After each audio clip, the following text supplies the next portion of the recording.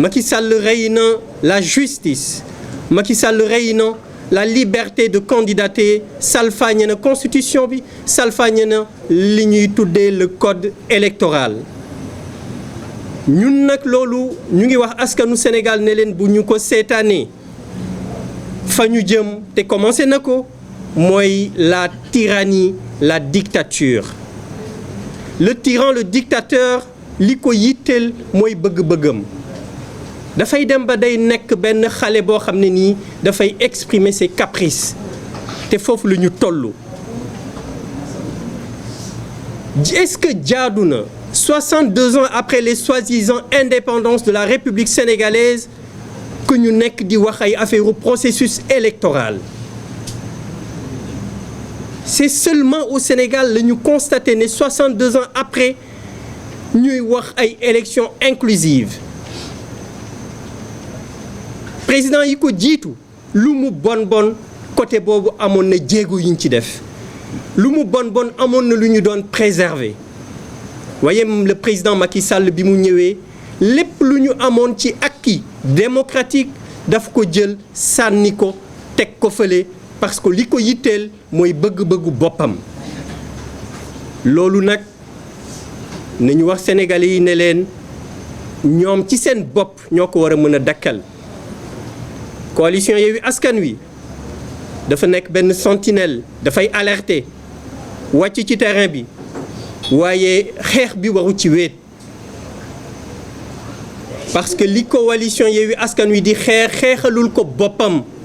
dañ koy xeexal askan wi dañ koy xeexal suñu ay doom dañ koy xeexal suñu ay mag suñu ay wayjur lañ koy xeexal ngir avenir u Sénégal bu tranquille ngir avenir u Sénégal bu paisible.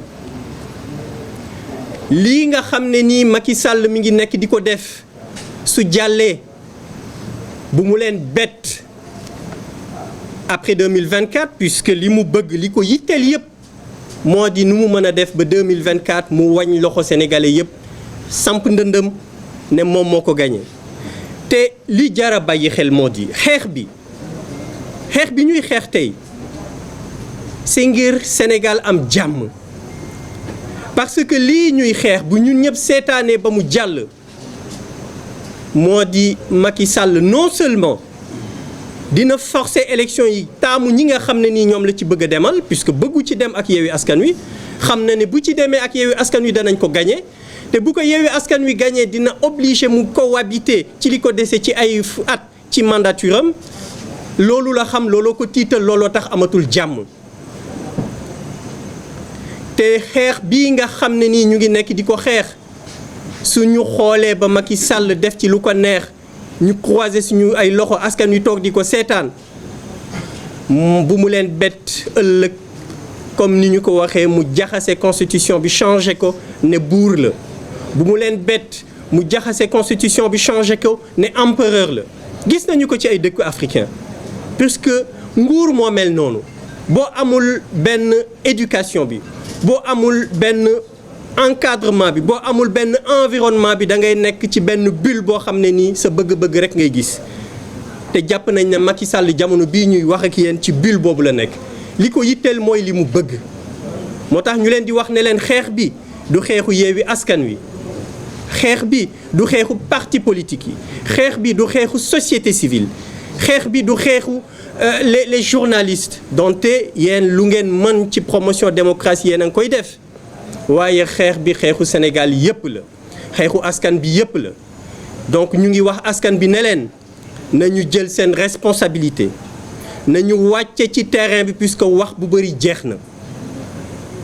dëkk boo xamante ne nii loi amatu fa dëkk boo xamante ne nii li constitution wax kenn du ko respecté dëkk boobu ñu ngi nekk ci insécurité moom la suñu maam Cheikh Ahmadou Tijani doon wax ne dëkk bu amul loi dëkk la boo xamante ni dëkk insécurité la donc jàppal leen ne Sénégal fi mu nekk mi ngi nekk ci insécurité président bi ñu am li ko yitteel mooy bëgg-bëggam li ko yitteel mooy li ko intéressé li Sénégalais yi bëgg yoonam nekku ci gis ngeen les denrées de première nécessité ni mu yokkoo yoonam nekku ci ça ne l'intéresse pas gis ngeen insécurité bi am ci dëkk bi loolu yittelu ko, ça ne l'intéresse pas. Et malgré cette ambiance d'insécurité nee na jël na avion dem Russie di wër dëkk yu ko neex ne dafay ñaani pour ñu dimbali ñu bu ko defee mburu dootul ñàkk ci sa askanu Sénégal. loolu mooy waxu lan ñu ngi rey sénégalais yi ñu leen di rey comme ay weñ. rey bi ñu leen di rey yittelu ko, li ko yitteel mooy mu dem ñaani Poutine ne ko mburu pour sénégalais yi mën a lekk mburu. mais balaa ngay lekk mburu fa na nga dund. balaa ngay lekk mburu na fekk nga am kattan am paix boo xam ne ni dana la permettre nga dund. liñ koy wax ne ko insécurité bi am moo nekk priorité muy dem di yalwaani mburu auprès de Poutine. jóge fa dem France demat ci yeneen dëkk gis nañu la xew France waaye diaspora bi am nañu seen fulla am nañ seen fayda, gis nañ ko accueillir te ñu ngi leen di wax diaspora bi sax leen ci loolu bu leen ci jóg mu heure bu wàcceetee foofu teeru leen ko ak slogan yi ngeen ko teeroo. dafa jaxasoo nag loolu il faut sénégalais yi xam ko fi mu nekk nii tiit na tiit gi mu tiit moo tax comme ni ko doyen Habib waxee mi ngi recevoir ku nekk dem na ci ba recevoir ki nga xam ne nii moo nekkoon son insulteur officiel. mu recevoir que parce que dafa bëgg nee na sénégalais yi di ko gis ci réseaux sociaux yi mais sénégalais yi dañ ko bëggul gis sax physiquement ba di ko gis ci réseaux sociaux yi loolu la Macky Sall war a xam. les sénégalais l'ont vomi. il faudrait simplement qu'ils s'en rendent compte avant qu'il ne soit trop tard. li ñu koy ñaanal mooy qu'il sort par la petite porte parce qu'il n'est plus possible qu'il sorte par la grande porte mais dynamique bii mu enclenché fu mu nar a mujj mooy qu'il sortira par un trou de souris. Même la petite porte, il ne lui sera plus possible d'y sortir. Donc ñu ngi leen di wax ne leen ku yaakaar ni lii ñuy wax bu bëri bëgg wax moo tax ñu di ko wax yeewu leen. Macky Sall ci dictature la jëmee Sénégal Macky Sall ci tyrannie la jëmee Sénégal moo tax ñu ngi leen di wax ne leen rassemblement bii nga xam ne nii ñu ngi koy woote le 17 vendredi prochain ne ci sénégalais yëpp ñëw. Le 8, tous les Sénégalais avaient répondu à l'appel. C'était une démonstration de force. C'était une façon de montrer au président de la République que les Sénégalais ne le veulent plus. C'était une façon de lui montrer que son régime est en fin de règne. C'était une façon de lui montrer qu'il est incapable, il n'a qu'à céder sa place. Et on lui demande de céder ça le plus rapidement possible, de ne pas attendre en 2024. loolu la ñu bëgg ñu répéter waat ko le 17 juin vendredi prochain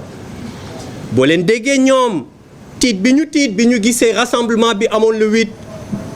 ñu tàpp seen dënn wax ne danañu organiser ñoom it rassemblement suba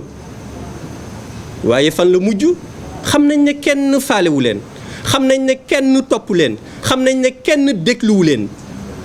moo tax le gouverneur a outrepassé ses attributions en sortant un communiqué ou un arrêté, je ne sais pas c'est quelle nature le document qu'il a sorti, en plagiant le CNRA pour wax ni pré-campagne la ñu nekk bëggul propagande bëggul lu kenn xamul. Macky Sall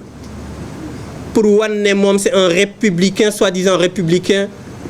mu ne li gouverneur bi wax dama ciy sukkandiku donc sama tournée économique bi du ma ko def waaye xam na ne bu demoon foofu la ko fay fekk. cette coalition Benno Bokk Yaakaar ñu waxit ñoom ni li gouverneur bi génn moo tax ñoom du ñu def seen rassemblement waaye ñoom it xam nañ bu ñu demoon kenn du leen wuyu. sénégalais yi xoolatuñ leen sénégalais yi bëggatuñ leen te soo demee ba ñi nga ne ñoom ngay représenté ñoom ngay jiite bëggatuñ la xoolatuñ la faaletuñ la nga gëm yàlla nag jox leen tablier bi. te ñi nga xam ne nii ñoom la sénégalais yi bëgg ñu dem élection nga bàyyi leen ñu bokk waaye di jëm ci élection boo xamante ne nii moom ci boppam te loolu c'est le caractère c'est la marque de tous les dictateurs et de tous les tyrans ñoom ñooy choisir ñiy bokk ci élection xool leen ko ci àdduna dictature yi ci boppam ñoom ñooy taamu ñi nga xam ne nii ñooy bokk ci élection et ci Macky Sall loolu foofu la ñu toll tey ñu ne Yewwi Askan Wi du bokk. Honorable Déthié Fall du bokk ci élection yi Ousmane Sonko du bokk ci élection yi doyen Habib Sy du bokk ci élection yi Cheikh Tidiane Youm mi représenté Serigne Moustapha ci coalition bi du bokk ci élection yi Khalifa Sall moom daf ko ne sax yow moom waxuma sax bokk ci élection yi waaye doo ci sax duñ la sax investir donc loolu nag moom nee na moom justice am moom direction générale des élections yam moom ministre de l'intérieur am waaye nag na xam ne moomul askan wi na xam ne moomul peuple Sénégal comme rey na démocratie rey na liberté de candidater à des élections rey na l'état de droit rey na la justice peuple bi ci boppam ñoo mën a dekkil yooyu yëpp te loolu c'est à votre portée donc ñu ngi leen di ñaan di leen wax ne leen le 17 juin prochain vendredi plus précisément que tous les Sénégalais toutes les couches sociales de ce pays ñu ngi leen di jox rendez-vous à la place de la nation mu commencé ci menuisier bi ci béykat bi ci nappkat bi ci sàmmkat bi ci transporteur bi ci banquier bi ci courtier bi ci assureur bi toutes les couches toutes les professions ñu ngi leen di jox rendez-vous